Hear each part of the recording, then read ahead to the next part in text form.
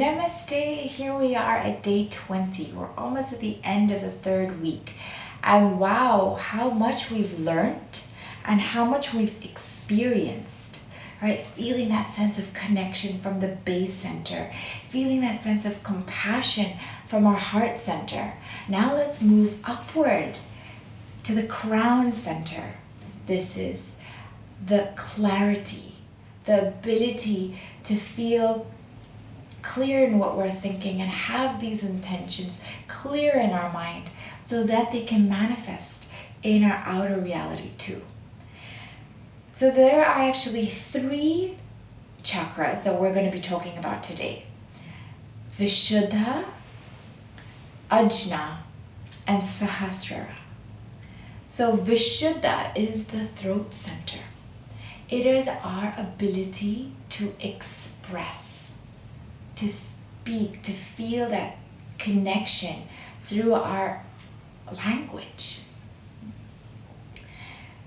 If this is you really feel your throat chakra, or you even feel a locking in your throat chakra, the energy heightened around here when you're experiencing great gratitude, or also on the other side, grief, where you literally, the words can't come out.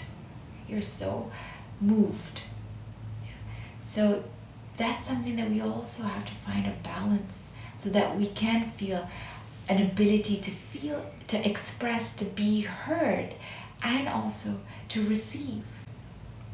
And then the 6th chakra, right? So we're working from the base. Muladhara is 1, Swadhisthana is 2, Manipura is 3, Anahata is 4, Vishuddha is 5, Ajna is 6.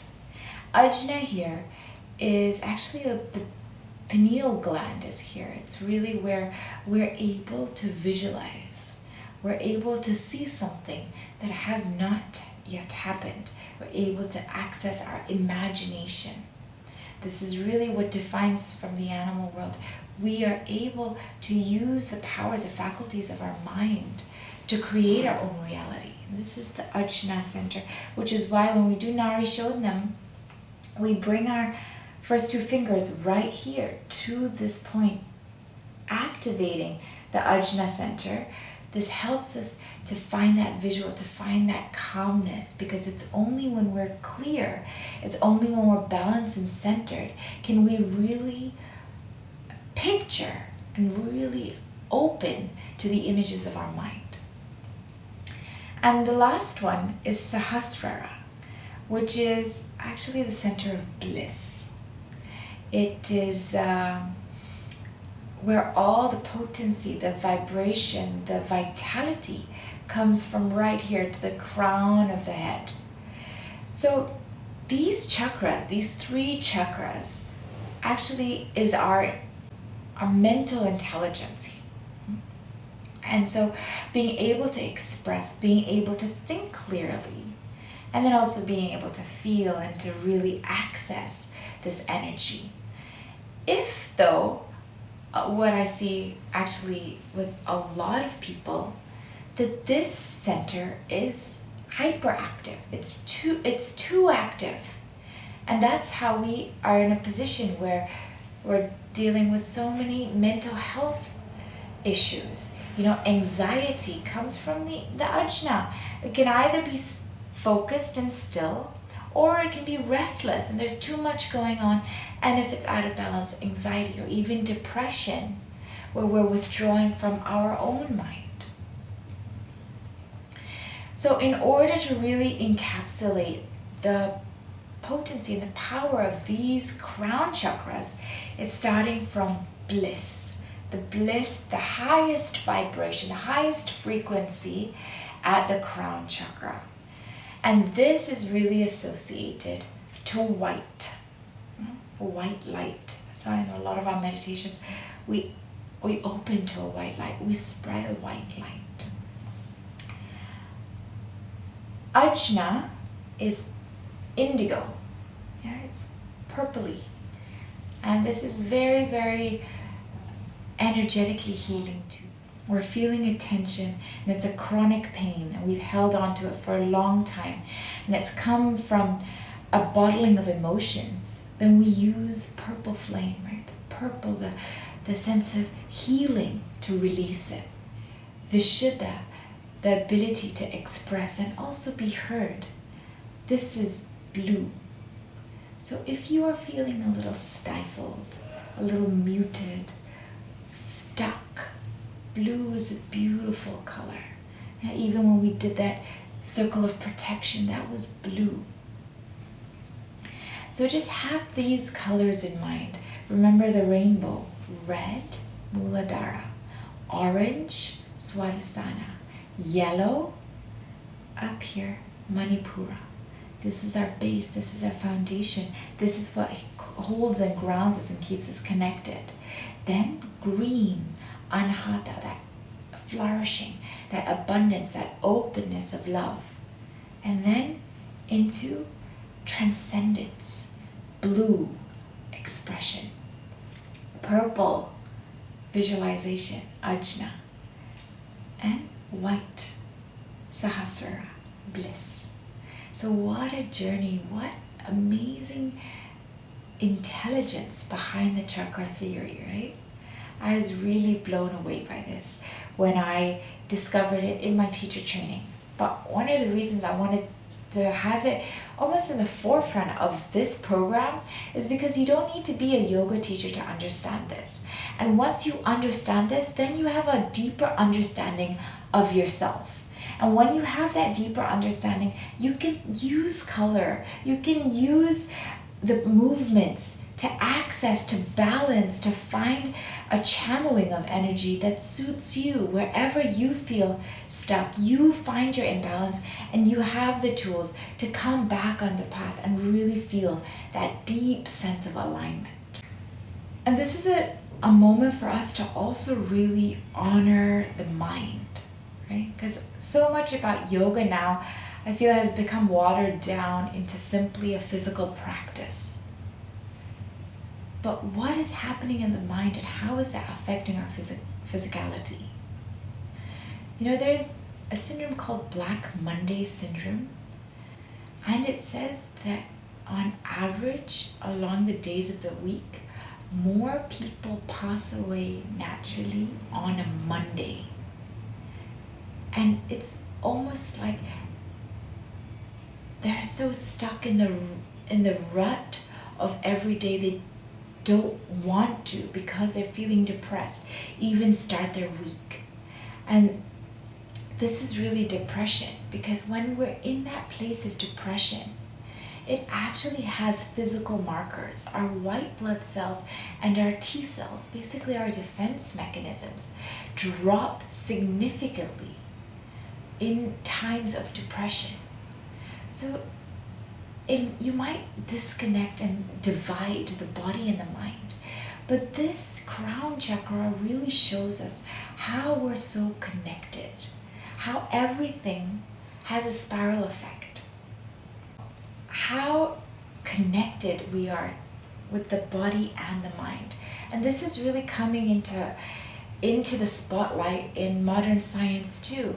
It's called psychoneuroimmunology, where what's happening on the mind, the moods that we carry, are affecting our immune function, are affecting how we're able to defend and resist any illnesses, how we're able to maintain optimal health. Depends on whether we're optimal in our mind as well. And we're in an age of hyperconnectivity, right? We're all connected. There's social media, there's so many devices. But isn't it ironic that even in today's day and age, where there's so many modes of connection, loneliness is growing exponentially. It's almost 300% higher than the last generation.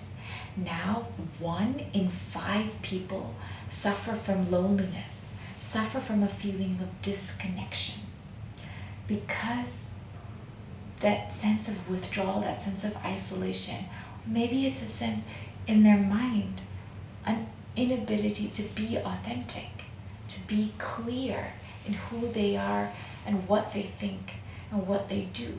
And this comes from clarity of mind, clarity of intention. And so when there is clarity, then we can open up, then we can be who we are, unapologetic of it too. And when we're that way with others, that's how real bonds are created, rather than just showing a highlight of the best manicured pictures on a newsfeed. And once we feel compassion, then here we are. We feel connected. We feel connected to our community, to our environment, to ourselves. So start with that self-connection. Then bring it into self-love. And then really allow yourself to be clear in our thoughts and choose what thoughts we carry, what thoughts we hold, and be that witness to dissipate any of that fear, any of the negativity that we might be holding.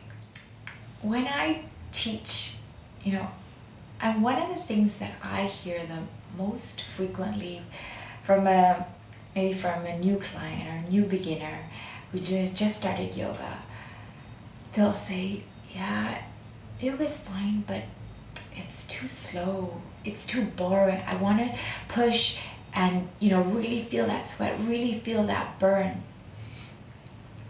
And then all I have to do is just reflect that on them and say, how are you treating yourself if you're not even allowing yourself the pleasure of slowing down, the pleasure of savoring the present moment? So just ask yourself this. If you find that you're rushing or that you're getting impatient and that your mind keeps wandering when you're trying to breathe or trying to meditate, do it with a place of self-love and have that clear in your mind that I honor this time and I invest this time for myself so that when I can shine my brightest, I can be the best for the world. And so I really invite you to bring home this intention of self-care. Because we shine compassion and we think of compassion outwardly. What about within? Now, how are we treating ourselves? What is the mental chatter saying? Are we our biggest cheerleader or our biggest critic? How can we change that? And this is really in the crown center. Once we're established with connection, once we're established with compassion, then we can have that clarity of our thoughts and what we entertain and what we let go of. And that's exactly what we're going to be doing tomorrow. This is an investment for yourself. And look at it as a technique of just up-leveling your own life. Think about, washing your clothes by hand every day, how long that would take you, how tiring that would be. Now we have the advancement of technology where we have a washing machine where we can just put the load in and switch a button. That's what I want to give you. That's what I want yoga to be a tool for you to see it as a technology to surge your ability to think clearly, your ability to connect deeply, to love fully, so that in whatever realm of life you're in, it's magnified, it's shining brighter, you're living to your fullest. So tomorrow, let's practice how we can channel this energy upwards into a state of bliss. I'll see you tomorrow. Namaste.